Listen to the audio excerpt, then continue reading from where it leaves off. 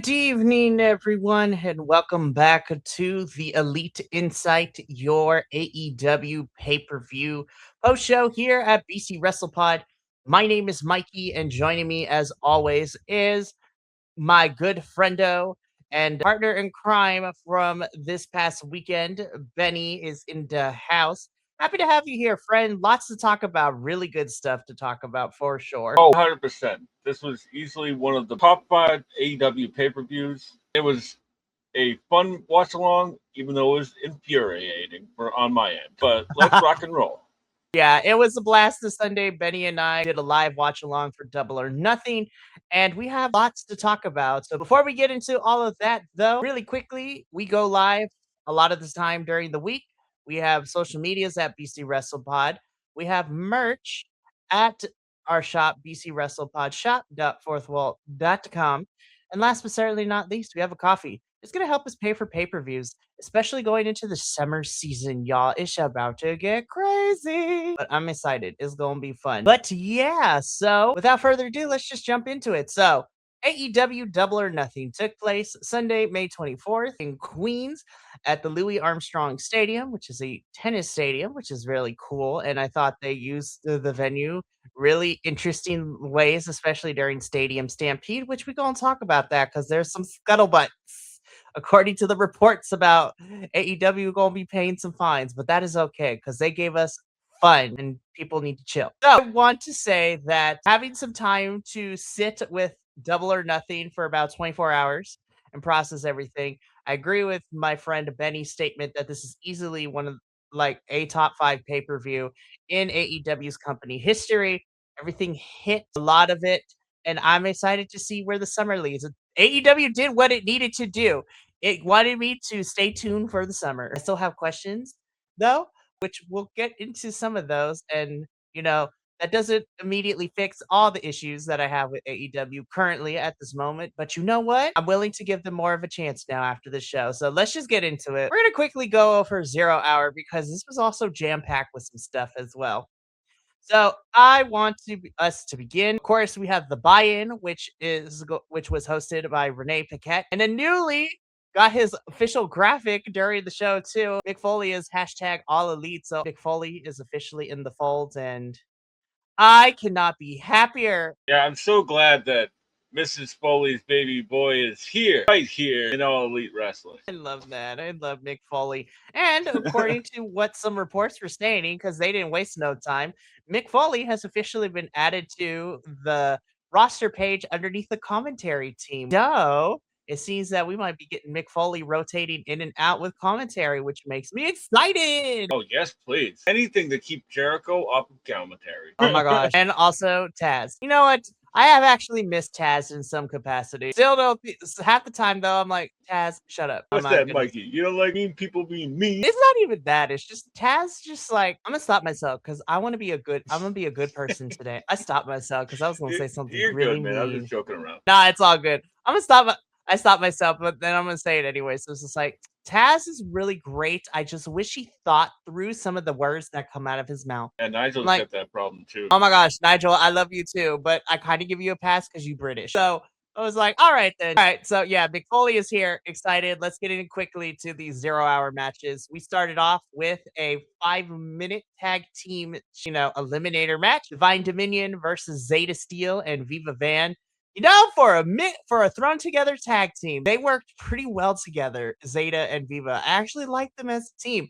And they're the only team that has come the closest to making it to the full 5 minutes. Yeah, I love that right as they start, like they rung the bell, like Zeta Steel just like takes the powder and just like runs around the ring. She's just like, I'm burning the clock. I was like, yes, be smart about it. She's got a lot of charisma, man. A lot of charisma. 100%. It was really nice to see. Yeah, Zeta has a lot of charisma. Oh my goodness, excuse me. And I love Viva so much, especially this new presentation of her. Like, yes. Yeah, I'm totally here for it. I've been a big fan for a while, and when she got tagged in at first, there was like a springboard spinning wheel heel kick, and you don't see enough of those. Good on her. Seriously. Zeta and Viva gave it the good old college try, and they got really close, but nothing would stop Divine Dominion from beating them and dashing their hopes. Lena Cross, though, gets my move of the match where it sounded really bad. She just straight up kicks. What was it, Zeta? No, it was Viva. She straight up kicked her. She's like, no, Zeta. She's like, bam.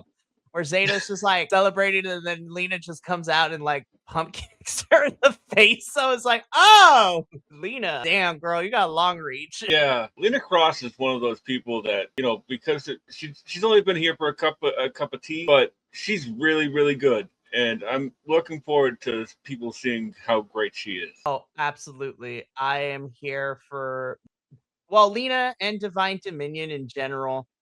I'm very interested. It seems the summer is set, so we're going to see how their path goes. But Divine Dominion win their own Eliminator Challenge, and thus Zeta and Viva do not get a chance at the tag titles. Sad face. Anyways, let's keep this going, though, because we get our second 0-hour match, which was, hold up. Where are you? There you are. Oop, no, I got it right. There we go. We got a trios match. These two factions have been kind of fighting forever at this point, but we got the Ops versus the Death Riders. So, of course, on the Ops, you have Hook, Shibata Bread, and Anthony Bowens taking on Yuta, Garcia, and Claudio Castagnoli. Shibata's great. I love Shibata Bread. Yeah, I love everybody in this match except for Hook. I mean, fair, cause same. And I'm not a big fan of the only representation we have on the product is the one that gets pinned. Rude. What are you gonna do? What are you gonna do? Right. I was just like, somebody needed to get pinned, but Hook was right there. Yeah, right. So, but I really love the Claudio and Chibata face off because it made like pretty much everybody in the building and online just be like, oh wow, these guys have never faced each other. Like, yes, please. And then I need a longer match too, just one-on-one. Give me 15, 20 minutes, and then we'll be set. No shade to Hook though. Like I really, a little bit, but I really do think that he's better off as a tag wrestler. He just because he can be pretty good in small moments, and that's what tag team wrestling is made for. So I wouldn't mind a Bowens Hook tag team, but I don't know where they're going with this, and hopefully this is the end of the Ops versus the Death Riders. I doubt it because everything seems to be always keeps me spinning around. Like, I wish somebody would stop and ask for directions, but whatever. I hope so. I hope we're done. We're probably not, but it is what it is. The Death Riders pick up the victory over the Ops, which leads us into our final 0-hour / buy-in match. This chaotic 10-man tag team match. Of course, on one side you have STP, which is Shane Taylor Promotions, being represented by Shane Taylor, the Captain, John Dean, and of course, Charlie Bravo. I'm going to say it both ways. The infantry, right? You have Tyga Style, Lee Moriarty, and Anthony Ogogo, who just was there. And then they were taking on the team of Boom and Doom, so Big Boom AJ and QT Marshall, and the Conglomeration, which is in the form of Orange Cassidy, Roddy Strong, and Mark Briscoe. This match was a freaking car crash. It was all over the place. And then at one point, like Big Boom AJ comes up and all of a sudden I see blood all over him. I'm like, what happened? Like, what did I miss? I was like, you come up with blood. QT Marshall is nowhere to be found towards the end. The person inside of the Vita Coco costume got knocked the flip down after a spot, and Harley Cameron had to go and console them. I saw her talking to the mascot whenever they were celebrating the ring. This was a whole entire car crash. But I was like, I was sports entertained, in the words of Cresta Star. That's all. I was like, you know what? I was sports entertained. This one was not good. It was not good, but even on paper, you knew it wasn't going to be good. Too many bodies. There were too many bodies for this one. Too many bodies, and this was like the social media influencer match of the night. And I'm not a big fan of QT Marshall, but I don't want to see anybody get injured. And he really messed up the ending of this match, and I hope he's okay. Seriously. Somebody got caught Big Boom AJ flush, that's for sure. And I believe it's Carly Bravo. Okay. And the guy inside the person inside the Vita Coco, unfortunately, they revealed it on social media. It was Aaron Solo, which works out. I like Aaron Solo. I do too. And I like SCP a lot, and they were perfect foils for all of this. And pretty much the only time that this match was good was when the Conglomeration were in the ring. Like every other part, it just fell apart. It fell apart, but I was sports entertained, so I guess that's all that matters. Yeah. And what is it? Anthony Ogogo. That's what I was going. Sorry. Anthony Ogogo, you said was there. I think that pretty much just like sums up his entire wrestling career. You know? But no disrespect to the man. I don't know the man. So Right. All right. Let's keep this going though. So that was 0 hour. And let's get into the main card. So we kick things off with this match. And I was like, ooh, I was like, smart move, honestly. That was smart for you to start this so we can get this out the way. This was a New York Street Fight I Quit match between the champions, FTR, and the challengers, Cage and Cope, Cope and Cage, you know, friendos for lifeo. This was another match where I was sports entertained, especially you, Christian, especially you. Never give Christian Cage a microphone. Oh my God. Right? But also give Christian Cage a microphone. Yeah. You know, it's funny. Like, as you said, like, you know, Christian Cage pretty much took the bulk of this match. You know, like, Edge was just like, did like 3 spots and was out on the floor for like 25 minutes, you know? Like, there was just some really fun spots here, especially early on, like with the pliers, like nose to nuts. And like Christian, like, wrapped barbed wire around one of the ropes and then did a dropping toe hold to Dax into the barbed wire and then did his like pull up like kind of thing where he choked somebody on the ropes, you know? Right. I love Christian, and I can never go. You can never go wrong with a Christian match. How did you like the flaming table spot? Oh my gosh, I loved it. I was like, somebody's about to get set on fire, and then I looked at everybody. I was just like, Stoke, you're probably gonna go through this flaming table because you are the most covered and probably in flame retardant gear. Then I got a little worried though because when I saw Cash go through it too, I was like, Cash, get out of there. That's gonna lead. That's not gonna be fun. Also, I gotta talk about Beth being in this match was also really fun. Watching her just be like, bam, she ended up being the difference maker because as Cope and Christian have Dax in the ring, Dax ain't giving up until Beth gives Spike to use it in the hold. And then Dax quits, and your winners and new AEW World Tag Team Champions, Cage and Cope. And all I have to say to that, Benny, is just like, thank the wrestling gods. Now, hopefully, this division isn't being held hostage by this feud. You know, I was saying this on social media today that like I just sort of hope that we get a break from FTR. You know, like go home for a little while and then come back. You know, like because I love FTR, but like they sort of seem to be hovering around the tag titles whenever they're there. So just go do something else for a little bit. Last thing I was gonna say about this match was that man can really still throw some overhand punches, huh? Oh my God. I love Beth. I really do. I was just like, I'm not asking for her to do a full run, but like there are 2 people. Well, for me personally, there are 3. Well, there's a couple. There's like 4 people. There's 4 people for sure. If Beth is going to do a small stint, I would love her to go up against these 4 people. Beth versus Stat Daddy, like Chris Statlander would be fantastic. Actually, make that 5. Beth versus Sheeta to see how that goes. Beth versus Lena, but specifically also Beth versus Megan. And fuck it, Bobby Lashley versus Beth. Let's go. Yeah, just to throw some fuel onto that fire. That'd be hilarious. I'd really like to see Beth versus either Alex Windsor or Jamie Hayter. Oh my gosh, yes, I would love that. And it would never happen given the current climate it is, but in a perfect world, Beth versus Nyla Rose would be amazing too. Yeah, I agree.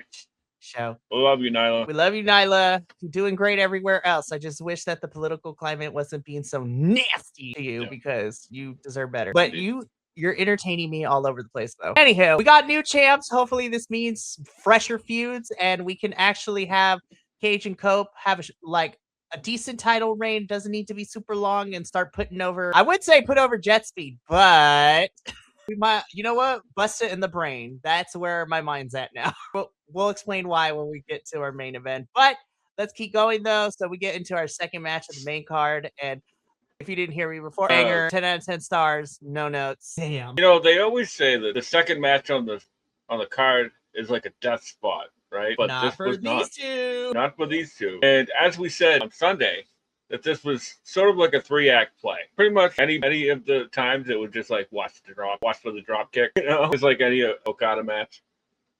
I was like, coming from Timeless Tony Storm's good because it's like tits out, and instead of watch for the shoe, watch for the drop kick. Yeah, pretty much. And these are 2 athletes that are like in their prime, and we knew going in it was going to be a 5-star match, and boy was it, man. I was like, damn, it took us a while, but we finally got this, and ooh, I never had the thought never crossed my mind that I was worried of the in-ring for this, because I was like, this build has kind of been booty. But I was like, it took us forever to finally get here. But I'm glad that we did, and hot damn, even better, Tony Khan pulled the trigger, because by the end of the Act 3 play, Takeshita finally does it.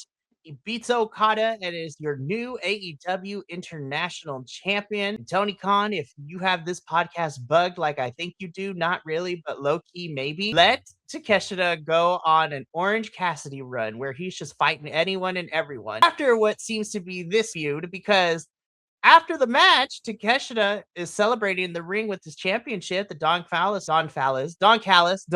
family come in, and essentially, they're trying to celebrate with Takeshita, be like, "Yeah, you got this. It's staying in the family." And Takeshita's like, "Nah, bruh. What are you talking about?" And then they turn on him because Takeshita separates himself, and visually, we see that the family has ousted him. They're like, "We're gonna fight you."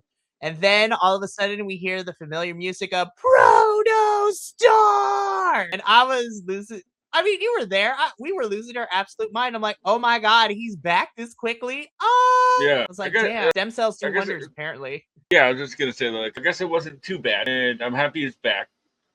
The setup was taking so long that, like, as you said, like, it was pretty obvious what was about to happen. We're lingering too long. Something's going down, and it sure did, because Kyle Fletcher turns on Takeshita and beats him up. And then, the rest of the Don Callis family are in the ring. But I'm telling you, this feud is going to eat, because, towards the tail end, Okada and Fletcher go for the international champion, staring at each other. And then Okada plays, the silliness. It's like, oh, haha, just kidding. And I'm like, if this leads to a triple threat at Wembley, take my money, Anthony Khan. Take my money. This summer feud is going to be hella fun. Yeah. But one thing that, like, I'll say about Takeshita is that, like, he's probably a perfect wrestler at this point, and he does a lot of, like, nothing's new now. You know what I mean? Like, everything's pretty much no new moves unless you're Swerve Strickland or Athena. But I digress. But like, he always does, like, the taker spot, like, and he had a perfect one on Okada in this match. And oof, man. Well, luckily Okada didn't move out of the way like the cameraman at WrestleMania or whatever, Oh my gosh. I was like, oh, that poor cameraman. We're also gonna talk about cameraman too, because MJF, you got some explaining to do. Oh yeah, that's a lawsuit. That is 100% a lawsuit. I'm like, Al, that doesn't look fun. But yeah, go ahead, sorry. I was just gonna say that Takeshita is champ. So, because, like, he's the NJPW TV champ, and now he's the international champ. 2-time international champ. Yes, which makes me super excited, and I'm looking forward to, again, if we're building to a triple threat for Wembley, sign me up, because I am here for it. And this is only the second match of the main card. I was like, oh my gosh, what else are we got in store? So let's get into talking about everything else. So in our third match of the Double or Nothing main card, too short, because this is actually a really good match. And damn, Mina, I didn't know you can go like that. I was like, yes. But this is a Owen Hart women's tournament quarterfinal. So I don't know why I put semifinal in the report cards for this quarterfinal, not semifinal match. It was late, you guys. I do these report card. I did it as soon as we were done. It was like 10, 11 o'clock at night. I was like, I'm tired. I just sat through a whole pay-per-view. But women's tournament, Owen Hart quarterfinal, Mina Shirakawa versus Athena. I was pleasantly surprised that throughout this 8.5-minute match, that Mina got most of the offense for like 80% of the match. And then I was like, oh my gosh, are we about to see an upset? And then I look, oh wait, it's Athena. Never mind. But I'm telling you, I will say that my biggest critique about this match, it was too damn short, Tony. We talked about this all the time. The women need more time. But I will also say, because Mina looked really great out here, I am making and I'm getting on my platform Mina Shirakawa for TBS champion. That is my thing. Yeah, I agree with that. I'd really like to see her as TBS champion. This match was really fun. I went back and watched it today because, Athena was showing a lot of fighting spirit in this one, because Mina was just beating the crap out of her, like, the entire time. Like, Yeah, she took like 90% of this, and then it was Mhm. like a Darby Allin match, because like Athena just like gets up, hits a few moves, wins. It was like 7 minutes, like 7 to 10 minutes. Now, At least I'm gone not, to 10, Tony. Damn. I'm not saying that you need a lot of time to tell a story, right? Because you can tell a great story in like 3 minutes. It's just not what they're used to. But I digress, because the next match had no time limit. For real. So what? Well, I Okay. mean, since we're there, let's just jump into it. By the Hell way, of a Athena wins to nobody's surprise and chagrin. And so she's going to be facing Sky Blue or Sari whenever we get that match. But anyways, let's get into it. No time limit AEW Continental Championship. This match was about how can I hold this person's leg to the point of where I might be separating joints and muscles and bones, because I was metaphorically clutching my pearls because I was like, I don't think the body is supposed to bend that way, boys. Also, Kyle O'Reilly for the win, man. I love Kyle so damn much. So happy he's back. Yeah, me too, man. I'm really sorry that everything that happened to him, but I digress. This match was really really fun. Like, it was slow and methodical. It was the opposite of the first three matches on the main card, Mm-hmm. and they were like, well, we're gonna break it down, and boy did they. Mox decided that he was going to take away Kyle's leg, so that way he takes away those vicious kicks, Mm-hmm. and then so that way when he took away the leg, that ended up working into the story of the finish, because Mox ended up winning with an ankle lock, which is how Kyle beat Mox the first 4 times. Mm-hmm. So like, and he made Mox adapt to him, which is a beautiful story. It really is. And we saw a little bit of that at the end. Kyle O'Reilly did his very best. And I know that sounds very condescending, but truly, he pushed Mox as far as he could, but it wouldn't be enough though, because Mox would make Kyle tap. And after the match, there's a little bit of respect, as one moment, Moxley's being a complete turd nozzle of a heel in the way he's celebrating with Death Riders. Then him and Kyle shake hands, and I was like, oh.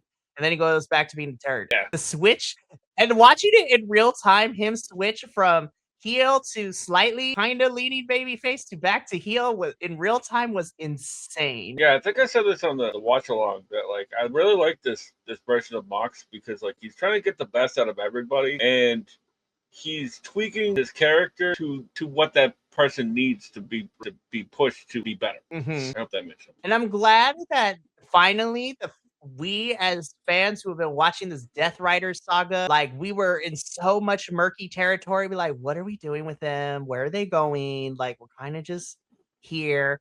I was like, Moxley, what is the motivation? I need clear motivation. And thankfully, I feel like in the last year we finally gotten that motivation, and we're seeing it take fold in the form of Ospreay, because he is like the first quote unquote like wrestler that hasn't been part of this Death Rider saga to like seek out their help and their methodology and the training to help him change and break himself down and build himself up, which, definitely comes in handy, especially when you're going up against the killer in Samoa Joe.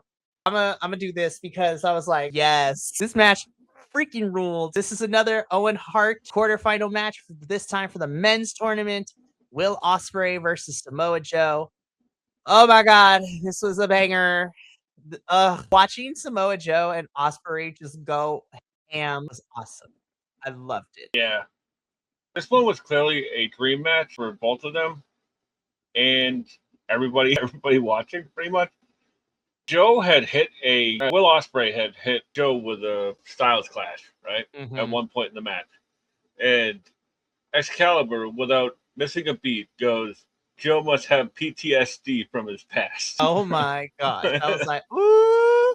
Oh, Excalibur, don't change. Well, actually, whatever. Slightly, but not really. Yeah. Instead of change, grow as a person. Yeah, bingo. I really like the nope cutter on this in this match. I was cackling so hard. I was like, oh, Joe, I love you. And Joe, this was old Joe, right? Like, he was busting out stuff we haven't seen in years, Right? There has this been in the bag. Like, you were just waiting to find somebody who could take all these things. Like he did like the power bomb and transition into the modified Boston Crab and into the STF. Oh man, I love Joe so much. This match definitely lived up to what I wanted it to be. And it was really fun to see that with Joe, Will still had some high flying, but he was more grounded thanks to the Death Riders training. But he really needed to make sure that he kept Joe down because Joe was not going down without a fight. And there was, again, another slight show of respect. Joe, like, even though it was kind of tee hee ha haing it a little bit, he bowed to Osprey on his way out and then went back to being angry and mad that he lost. So Osprey won this match. He is going to be facing either Jungle Jack Perry or Mark Davis. I'm hoping it's Mark Davis so Osprey can get us some revenge, like to what Mark Davis did to him like a month and a half ago. And so we'll see how this goes. But man, talk about this was a dream match for both of them. And this was also another dream match because these two also flipping killed it. I was like, ooh! Let me tell you, where the other match was watching Joe try to muscle his way through and Osprey be more grounded, these two were like, bet we're not in that storyline. Let's just kick and fly and just do all the stuff that we can. God darn it, Bandito and Swerve. Like, this is such yes. Yeah. I know that Swerve and Hangman are like tied at the hip because of their feud, but Swerve might have found his like wrestling soulmate in this match. I'm like, do it again. Yeah, 1,000 times over, you know? Because they were doing like cheerleader spots where like Swerve was like on on Bandito's shoulders and he hit like a house call like on his shoulders. Gosh, like, I was like, whoa. Like only Bandito could do that, you know? Like, and like what a special talent that guy is. That was like the 21 plex from like the deadlift, but is getting more insane every single time I see it. I sort of like it better as a setup because you know the leaning into the ropes is sort of like an awkward transition. Like it never looks good. You know, the bridge and everything, like the 21 plex looks good, but like I've never seen a 21. Like why does he do a drop toe hold? It doesn't make any sense. You know, like fair. But I digress. These two really brought some ingenuity to this match. Like you said, the spot you mentioned earlier, you know, Swerve getting on top of Bandito's shoulders a la cheerleader pyramid and doing a modified S house call on it. And I'm just like, this is just I'm mad because I was like, oh my gosh, this is a great match. Then I looked, I was like, damn it, it's only a quarterfinal match. Listen, I love Claudio. I hope it's Brody who moves on. Honestly, take that back. Swerve versus either one of those two means we gonna get free television greatness. So Swerve wins. He beats Bandito. Swerve awaits Claudio Castagnoli or Brody King after their match, and the winner will face Swerve in the semifinals. The back-to-back Owen Hart matches with these two, I was like, this was a smart booking choice. And I want to take a quick pause real quick because I want to talk about it.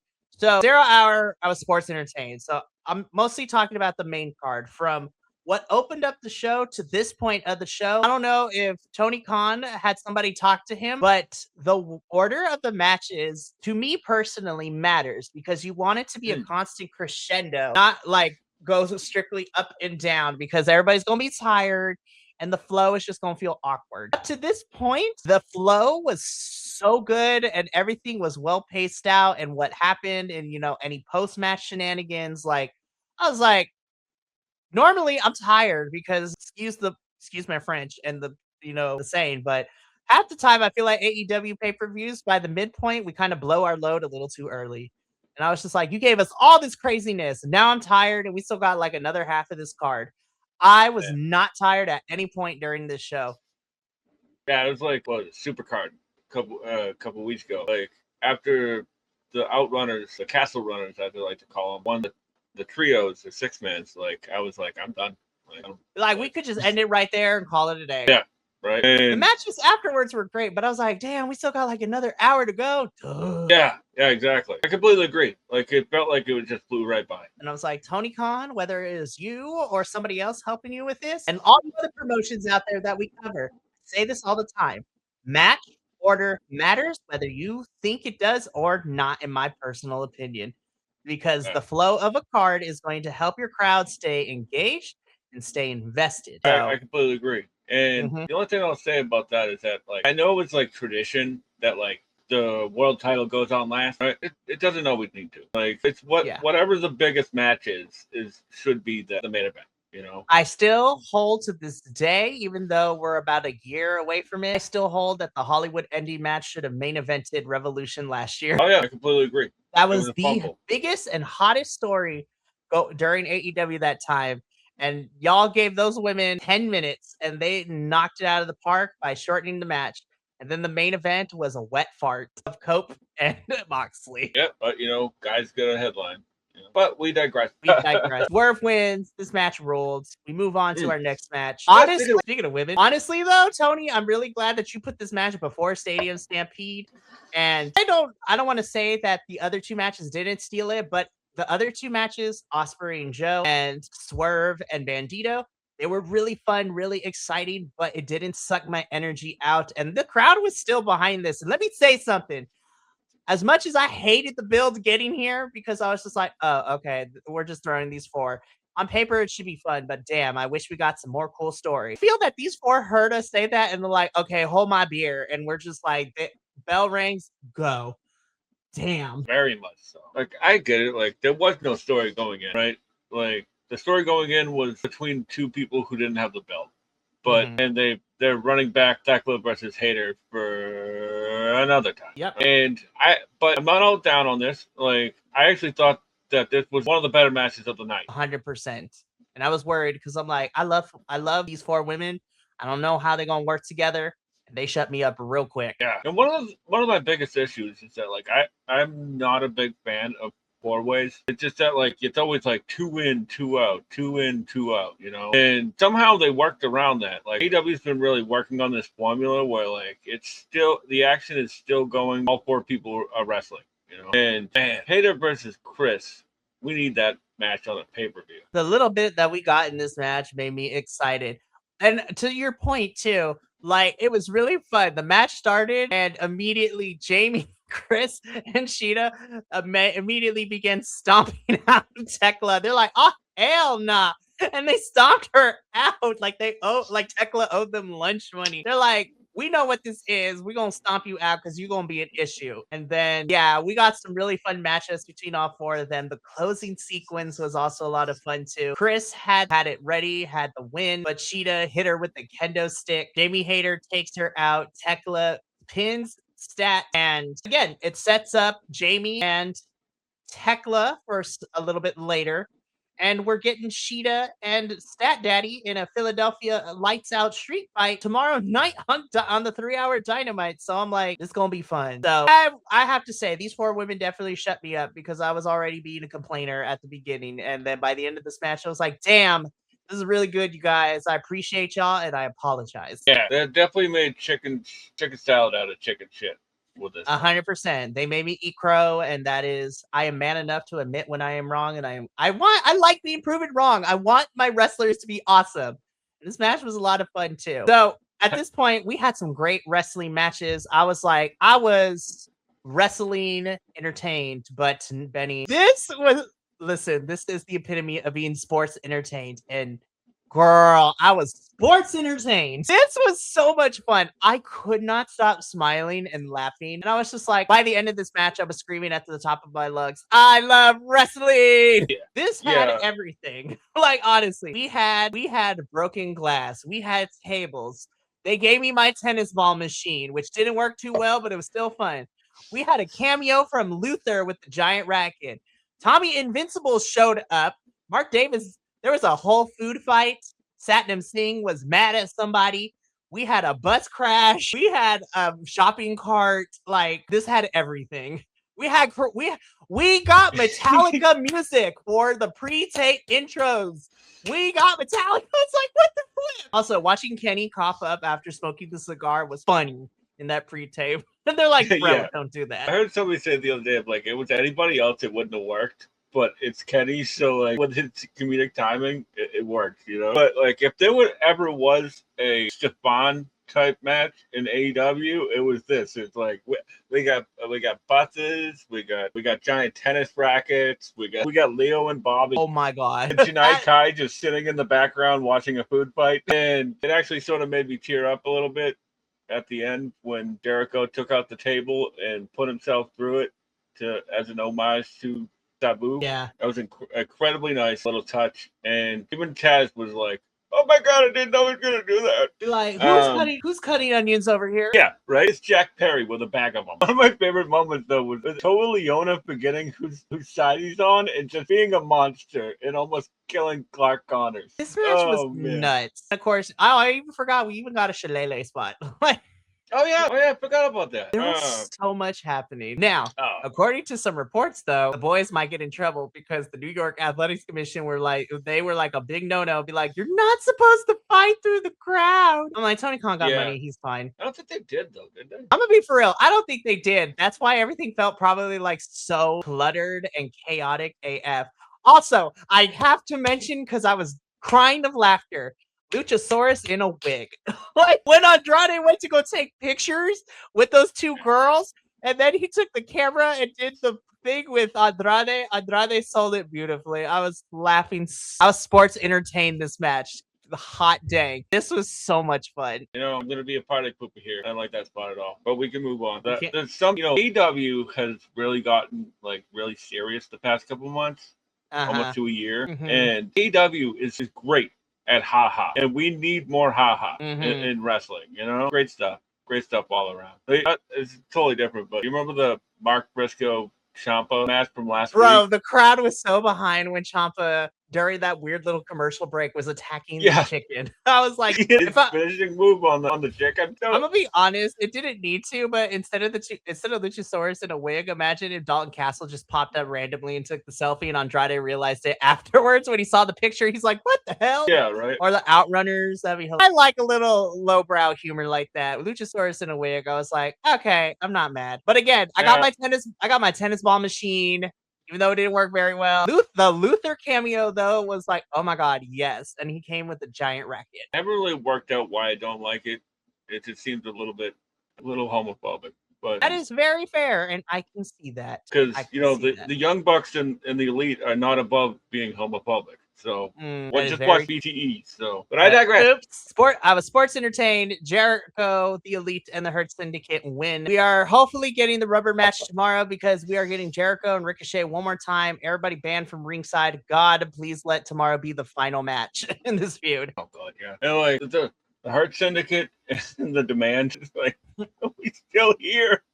I'm like, well, all right, let's hopefully get through this. Let's start fresh going into the summer pay-per-view road. Yeah, I'm not just complaining, like, because I love all four of those people, 6 of them, 5 of them, whatever. And I like the Barrel of Monkey spot, like with MVP. Yes. This match was fun. It really was. It was great. So again, Jericho, the Hurt Syndicate, and the Elite win. All right, we got one more match to talk about, Benny. Main event time, AEW World Championship, title versus hair. Darby Allin defending his title against MJF. This was probably the most, and I mean this in the best way possible. This was the most like Dynamite-esque coded match on the pay-per-view card. I was like, this felt like I was watching the main event of a Dynamite, but it's not bad. Also, intro for Darby was really, really fun. Of him like coming out of the sewer grate onto the stage was fun. Also got to shout out Tekla and the way that the camera people like had her like be like a spider in that scaffolding in her entrance too. I love it when the wrestlers are allowed to play with the set like that. It is fun. That was cool.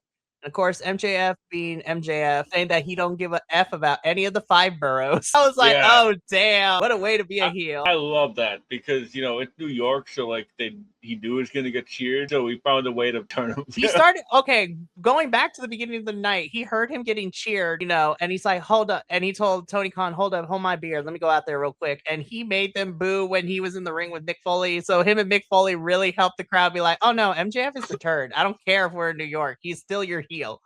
So boo this man. Boo this man. Boo this man. Also, Darby, I always ask this, but are you okay? Because that when he jumped from the top of the scaffolding to the set onto the table, I'm like, and the back of his head began to bleed. I was like, oh, Darbs, are you okay? Yeah. Like to me, it looked like the frame of the table, like sort of like like collapsed and then like came up and like that's what he like scraped the back of his head on. Because like you can see it sort of underneath the skirt of the table. I like the little bang bang as well, That was awesome. I was like, yeah. And to be honest with you, you could sit all throughout this night. You could just there was so many nods to Mick Foley, so you could He's tell that here. everybody was just really happy he's there. They're stoked. They can't hide their containment. And I love it when a company allows their wrestlers to be like, they fan out, even though this is the business they're in. I believe wrestlers are cooler and more relatable to me when they are able to are shown to fan out and like they're not supposed to be this uber serious character all the time. I know we're not talking about WWE, but that's why I freaking love Jacob Fatu because he is a fan of this business and wrestling, watching him mark out leading like wrestling legends in general is probably some of the highlights of my day. But man, I'm excited for AEW to have Mick Foley. This match again, I felt like I was watching a Dynamite main event, but like I mean that in the best way possible. This was an AEW Dynamite match with a pay-per-view budget and time, honey. To nobody's surprise, MJF does pick up the win over Darbs. And I was like, cool, 3-time champion. Gotta love that. We knew this was where we're going. Darby gave us a really fun short run, and I love this. But that's not the real thing I want to talk about, though. Even though we also saw this being telegraphed leading into this, they pulled this trigger. Kevin Knight comes out for the save as Darby's getting on this stretcher, and MJF is being a tool. And Kevin Knight hits a UFO splash on a gurney Darby, and that heel turn is here. And look at Tony Khan setting up really great feuds for two young of their stars. Take notes, other promotions. That's how we do it. If we want to see these young stars be built, so here we go. Not sure how this heel run's going to go for Kevin Knight, but I am here for it. Somebody who is not, though, Speedball Mike Bailey, because all he could do to reply was saying, fuck. It's like, Lucy, you got some splaining to do. Yeah, all I could think of at the end was, what would Kushida think? What would Kushida think? Y'all are the time splitters.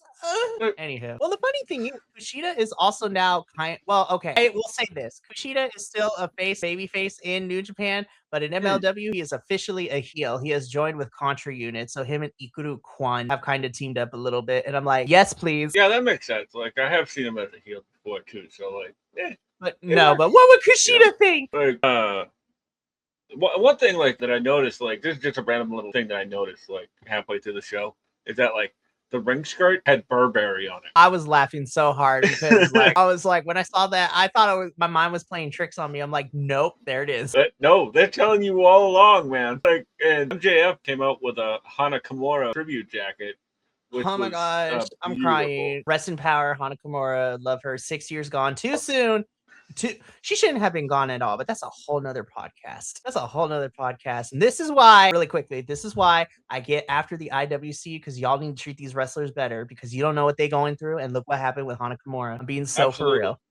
You don't know these people. Like, you don't see be rude. them on TV. Be nice to them. They're people at the end of the day, and they deserve to be treated as such. And we don't know what they're going through. So be nice, internet. That is my TED Talk for tonight. But yeah, heel Kevin Knight's going to be fun. Kyle Fletcher's back as a heel. 2 young AEW stars being positioned to be in some really good stuff. Now, I'm really excited because I think Tony Khan is setting up something fun where we're working in threes because that international championship is we're probably going to get a triple threat at some point. And then it seems we might be teasing some sort of triple threat with Speedball, Knight, and Darby at some point for that TNT championship too. I'm like, there you go. That's the summer mid-card feud. Let's go. Yeah, just a few thoughts about the Darby run. Mm-hmm. Darby is a fantastic TV wrestler, and that's exactly what he did during this run. And I would not be surprised if this is not his only run. No, I think this was truly, and you can add in here at editing time, Benny, too. I truly think this was like not only giving Darby his props, but I do think Tony Khan treated this run as an experiment to see how we as the fandom would react, because I cannot speak for the whole entire entity that is the IWC, but a good chunk of us, and we've brought it up a couple of times here in the 3 years that we've been doing this AEW post show. Darby is one of those people who is genuinely loved by a lot of the AEW fandom. And I was ecstatic when he won this championship. Like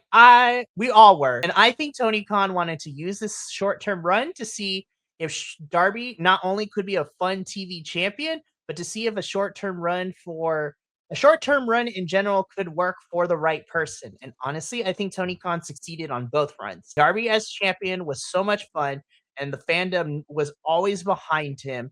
And then Darby, like you said, fantastic television champion. And honestly, if you want to turn a couple other maybe wrestlers in that same category as Darby, who not necessarily are going to be like a Hangman or a Swerve in any capacity, which is no shade because I love Darby like that. But even Darby has said he's just like, I don't have the same path or the same ideals as like a Swerve or a Hangman or Kenny Omega. Like, I'm here until the wheels fall off. So I think if AEW found the right people to do short term reigns with like this, where they're constantly defending this thing on TV on a good, consistent basis, and I honestly think, even though it took us a while, I think that's where we were going with Willow because we kept teasing her wanting to put this title on the line every week, and I honestly think that Willow was going to be that for the TBS women's division. But unfortunately, due to injury, that's kind of thrown in a wrench in it. That's why I hope Mina picks it up and put Mina on television. Shit, she holds it. She showed up and showed out against Athena. Honestly, I was like, that was her audition tape. Let's get this TBS championship on her so she can do that. So it's really fun to watch this happening. I completely agree. I completely agree. And there's a lot of people in the back of AEW that could have a good TV title run. Like, not like, not like a TV title, but like, a run on TV. Specifically, somebody named Roderick Strong. Yes, like Roddy being a TNT champion and just going out every week and putting on a clinic against folks would be every week, especially on Collision, would be great. And I'm not saying he has to be the one, but I would love to see a Roddy and Tyga style match, whether it's preferably on AEW. But if it's in ROH and we put that peer championship on the line too, oh man, in my personal opinion, outside of Zack Sabre Jr., I think Tyga style fighting Roderick would be a really fun big test for him because listen, Lee Moriarty has gone up against some really fantastic foes. He's gone up against Nigel twice, and I love Nigel to death. But I think a Roddy would be the ultimate test for him to see whether or not he truly is the king of the pure rules. Oh, definitely. Especially going up against somebody like Mr. ROH, Roderick Strong. If Tyga style and Roddy could have that match, and Roddy puts over Tyga style, I was like, pull this kid up to AEW now. That is the ultimate send off to me. Like, have him beat Roddy and vacate. People get mad when vacate titles, but honestly, I feel like Lee has proven himself. And if you don't want him to lose that title, have him vacate that and be pulled up to AEW and put him on Collision and have him have bangers and send him to Mexico and just in general. Like, I just want 2026 to be a Lee Moriarty takeover. Another person that I'd really like to see potentially have a short-term run is Orange Cassidy. Yes. Because I think he's earned it over the course of 7 years. And we were getting there, but then the injury happened with his pec. So, like, I'd love to see them come back around on that. I feel like he's earned it, and he's proved it, and he showed us that he can, whether it's a long term or a short term. Because I still hold that international championship run as one of my favorite championship runs for any AEW title in this company's history. Yeah, and if there's any feud that deserves a top title, it's Pac versus Orange Cassidy. Oh my gosh, those two can never have a bad match, in my personal opinion. But MJF is our 3-time AEW World Champion. Kevin Knight has yielded up and turned on Darb. Tomorrow night's going to be very fun, very interesting. Looking forward to a 3-hour Dynamite. But that has been Double or Nothing. Really quickly, I just want to go over our prediction scores. I don't have the visual, but I will tell everyone. And then I want to talk about the grade I gave for the report card and my final thoughts and get Benny's final thoughts. So predictions time. By the end of the night, because we made our predictions on Tuesday before we found out about, Mina and Athena being switched out for Willow and Alex Windsor, as well as the Kyle and O'Reilly and John Moxley Continental Championship match. And we also didn't know our buy-in matches until like a couple days before. But after the dust settled, Benny and I both went clean sweep. We got every single prediction correct. The professor came in second place with a score of 7-2, I believe. And then Andrew came in third with 6-3. So we went 9-0, Benny. So we're already starting off season 2 of Predictions Leagues hot. It's really going to come down to the wire. And shout out to Professor, who hasn't been here for a hot minute and still managed to get a pretty decent score. Yeah, definitely. Shout out to Professor. Hopefully he's doing well. Hopefully he'll be coming back starting this summer. And then shout out to Andrew, too, who is looking to join us part-time for AEW sometime in the summer as well. So. Nice. But yeah, so that was predictions. Now, as far as report card, if you go to our social medias and check out the report card that I did for Double or Nothing, after talking to Benny, and actually because I was torn and I wanted his opinion because I value his opinion, I agreed with Benny at the end of the day, and I gave Double or Nothing an aim for the pay-per-view for the report card. This was a near perfect pay-per-view. Honestly, none of the matches really was just like there was not a single match on here where I was like, ew, this is like I'm not having fun. Because I was worried because Dynasty was okay. Like Revolution was fun. Dynasty was okay, and I was a little worried for Double or Nothing. I was just like, man, the build has been kind of okay for a lot of these matches. Let's see how it turns out. Again, I feel like this podcast is bugged because everybody showed up and showed out. What kept this show from being an A instead of an A is the fact that Nina and Athena, this match was hella short, and just the women's matches in general were nowhere near as long as their male counterparts. That is my only big issue. Had we gotten that, I would have pushed this to A easily. But that is what's holding me back, and I still got to ding it because I want better for the women's division. Damn it. 1,000%. 1,000%. But those are my reasons why I gave this an A. Benny, what is your closing thoughts as to why you also gave this an A minus as well? Yeah, I thought it was a near perfect pay per view, and my only hiccup was as well. Like there was technically only 2 women's matches on this card, and one of them had no story leading into it except for a non-title feud, and the other one was the story was a crutch because it was the Owen. There was no they had a video package, but like what are we doing, man? Like do better. It's just do better, man. 100%. Anyways, but other than that, Double or Nothing really got me excited, and I was just like, all right. I mean, it's not like I was going anywhere anyways, but I was pretty excited for the summer pay-per-view road leading into Wembley. Now I'm really excited. I'm like, AEW, you had the potential this summer to crank it up and crank it out. Don't disappoint me. Which I don't think they will. I have issues, and sometimes I throw things at my screen with AEW. But at least within the last 2 years, I was just like, I have my issues sometimes, but I am really happy to see that, hey, we might be making some changes, hopefully. So we'll see how the summer goes because also, really quick news because this is relevant to this. We have our official end, summer pay-per-view road officially. So, of course, we have Forbidden Door coming up on June 28th. So that is what we're building to next. Then announced this morning in July, we have our second summer pay-per-view, AEW Redemption. And if I read it correctly, it's coming from Quebec, I think. Yes, it's coming from Quebec. And so that's going to be in Canada. So AEW Redemption. I saw the art. I saw like the poster for it. I was like, interesting. We're going with the floor de Trion. The floor that you usually see in like designs and stuff. So that's in July, which I believe is also at the end of the month. And then, of course, all in Wembley in August. We got a fun summer road, and so this should be interesting. But yeah, that's gonna be it for us here at the Elite Insight.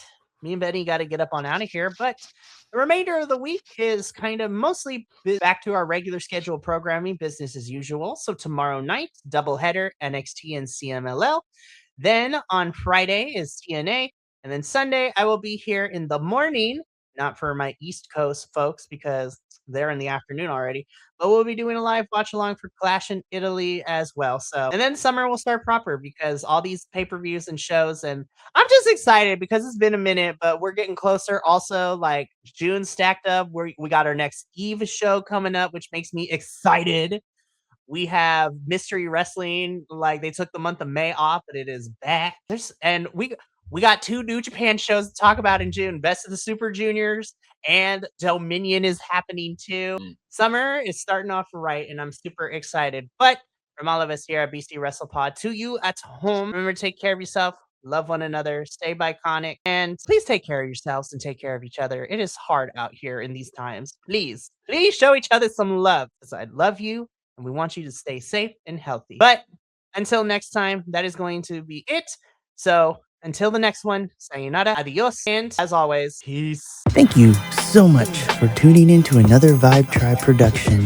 What's gonna happen next time? Well, you're gonna have to tune in to find out. But until then, remember, take care of yourself, love one another, and as always, make sure that you keep the good times rolling. Thank you for being here, and we'll see you next time.